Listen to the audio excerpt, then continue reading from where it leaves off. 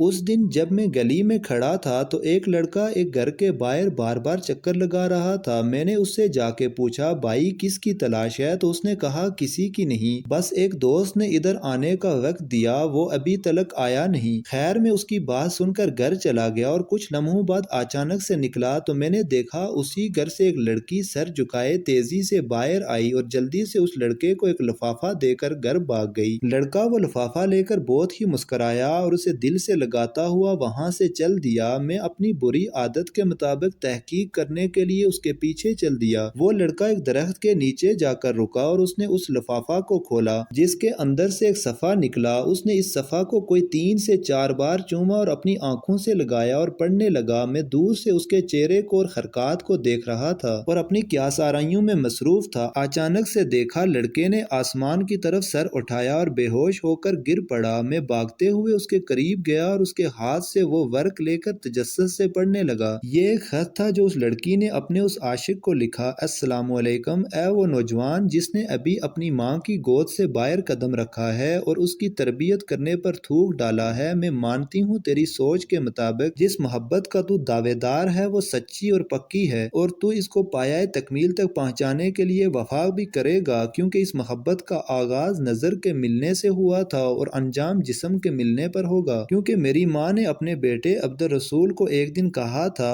بیٹا یہ نظر ابلیس کے تیروں میں سے ایک ہے اور جب یہ تیر چلتا ہے نا، اس کی طاقت کبھی کبھی پورے خاندان برباد کر دیتی ہے اور پھر جب اس کا بدلہ مڑتا ہے تو لفظ عزت بھی سر جھکا کر انسانوں کی بستی سے نکل جاتا ہے۔ لہٰذا اس آنکھ کو صرف اپنے سوہنے نبی صلی اللہ علیہ وسلم کے چہرے کو دیکھنے کے لیے منتظر رکھنا، ورنہ قیامت کے دن اپنے ماں کو حضور کی بارگاہ میں شرمندہ نہ کرنا کہ میں اس بات پر شرم کے مارے ڈوب مروں کہ میں نے تیری تربیت میں کمی چھوڑ دی تھی۔ تو سن اے خود کو خوبصورت شہزادہ اور مجھے دنیا کی حور سمجھنے والے، میں ایک سید زادی ہوں اور میرا تعلق اماں فاطمہ کے قبیلے سے ہے جو قیامت کو تمام جنتی عورتوں کی سردار ہوں گی۔ میں نے اپنے لیے دعا مانگی ہے کہ اے اللہ مجھے جنت میں ان کی خادمہ بنانا، تو خود فیصلہ کر، اگر میں تیری محبت میں مبتلا ہو جاؤں تو خادمیت تو کیا مجھے جنت کے قریب بھی نہیں آنے دیا جائے گا۔ رہا سوال، تو نے جو مجھے کل شام باغ کے اس پیڑ کے نیچے ملنے کو بلایا ہے، میں وہاں بھی آ جاتی، لیکن میں تم سے ایک وعدہ لوں کہ تو اپنی بہن گڈی کو بھی ساتھ لے کر آنا اور میں اپنے بھائی کو، کیونکہ تیری نظر میں دنیا کی سب سے شریف عورت تیری گڈی بہن ہے اور میرے بھائی کی نظر میں دنیا کی سب سے شریف عورت میں ہوں۔ اس طرح دونوں مردوں کی غلط فہمی دور ہو جائے گی اور اس کے بعد جب گاؤں میں یہ خبر پھیلے گی تو کوئی بھائی اپنی بہن کو شریف نہیں سمجھے گا۔ اس طرح آئندہ محبت کرنے والوں پر ہمارا احسان رہے گا کہ یا تو وہ اس گناہ سے ہماری وجہ سے دور رہیں گے یا انہیں ہر طرح کی آسانیاں ہو جائیں گی۔ رات کے تیسرے پر کوئی بھائی اپنی بہن کو کسی باغ کے پیڑ کے نیچے ملنے سے نہیں روکے گا۔ پھر جب یہ گناہ اتنا عام ہو جائے گا تو لفظ غیرت کی تعریف بھی سب کو سمجھ آ جائے گی کہ اپنی بہن کی طرف کسی کی نگاہ نہ اٹھنے دینا غیرت نہیں بلکہ اپنی نظروں کو کسی کی بہن کی طرف بڑھنے سے روکنے کا نام غیرت ہے۔ اے میرے خوبرو عاشق، تو جو محبت کر رہا ہے اس میں ہوس کی بو کے سوا کچھ نہیں۔ کیا تیری ماں نے تجھے وہ قرآن نہیں پڑھایا جس میں مومن کی حیا کا ذکر کیا؟ تو مرد مومن اور حضور کا وہ امتی نہیں جس نے ایمان کے درجوں میں سے ایک درجہ حیا کا پایا ہو؟ میری باتیں پڑھ کر تجھے غصہ آیا ہوگا کہ میں نے تیری بہن کا ذکر کیوں کیا، لیکن ایمان کی بات ہے، ہر باحیا بھائی کی یہ کیفیت ہی ہوتی ہے، مگر ایسا ہونا کہ اپنی بہن کے علاوہ کسی بھی عورت کو شریف نہ سمجھنا، یہ گندی سوچ اور تربیت کا نتیجہ ہے۔ کیا تو نے حضرت علی کا یہ فرمان نہیں پڑھا، اپنی سوچ کو پانی کے قطروں کی طرح صاف رکھو، کیونکہ جس طرح پانی کے قطروں سے دریا بنتا ہے اسی طرح سوچ سے ایمان بنتا ہے۔ کیا تیرے پاس جو ایمان ہے وہ دکھلاوے کا ہے؟ میں تجھے تبلیغ نہیں کر رہی، بس اتنا بتا رہی ہوں کہ تیری بہن گڈی جو کہ میری دوست ہے، اس کو بھی ایک تجھ جیسے بے ایمان اور راہ بھٹکے نوجوان نے خط لکھا اور اسی پیڑ کے نیچے بلایا، لیکن عین اسی وقت جبکہ میں تجھے خط دے رہی ہوں تیری بہن نے بھی اسے خط دیا اور اسے اس کی محبت کا جواب دیا کہ وہ اس سے محبت کرے گی۔ انہی باتوں اور شرائط کے ساتھ جو میں تجھے لکھ رہی ہوں، اگر تجھے یہ سب میری باتیں منظور ہیں تو جا کے گڈی کو بھی ایسا کرنے کی اجازت دے دے جو تو مجھ سے چاہتا ہے، کیونکہ اس لڑکے کو بھی میں نے یہی الفاظ گڈی سے لکھوا کے دیے، اور اگر میں ایسا نہ کرتی تو وہ لڑکا بھی راہ راست پر نہ آتا اور تیری بہن بھی گمراہ ہو چکی ہوتی۔ اب آخری 2 باتیں جن کا تو اپنے اللہ سے وعدہ کرنا، تو نے مجھ پر بری نظر ڈالی تو تیرے لیے اللہ نے یہ مکافات عمل والا سبق پیدا کیا، اور میں نے تیری بہن کو بری راہ سے بچایا، اس لیے میں بھی اللہ کی عطا کردہ ہمت سے تیری گمراہی اور اللہ کی ناراضگی والے جال سے بچ گئی ہوں۔ اب اگر میرا تیری بہن پر احسان ہے تو پھر اس کو بھول کر اپنے گناہ کے ضد پر قائم رہنا چاہتا ہے تو اس دفعہ یاد رکھنا اللہ نے تجھے 4 بہنیں اور 1 ماں دی ہے۔ میں بھی اللہ سے دعا کروں گی کہ اللہ تجھے اور تیرے گھر والوں کو گمراہی اور ایسے گناہ سے بچائے، اور تو بھی اللہ سے توبہ کر۔ یہ میرا پہلا پیار کا خط ہے جس میں اعتراف کرتی ہوں کہ میں اللہ سے، اس کے حبیب سے پیار کرتی ہوں۔ اگر جس چیز کی تو دعوت دیتا ہے یہ میرے نبی پاک کی سیرت میں ہوتی تو میں اس پر عمل کرتی، اور اگر ایسا عمل اور اس کی مثال اماں فاطمہ کی زندگی میں ملتی تو میں اس پر عمل کرتی، اور اگر ان کی زندگی میں نہیں اور میری اور تیری والدہ کی زندگی میں ایسی 1 نہیں 1000 مثالیں بھی ہوتی تو بھی تو مجھے ہرگز اس دعوت کا قبول کرنے والا نہ پاتا۔ اللہ تیری بہنوں اور میری عزت کی حفاظت فرمائے۔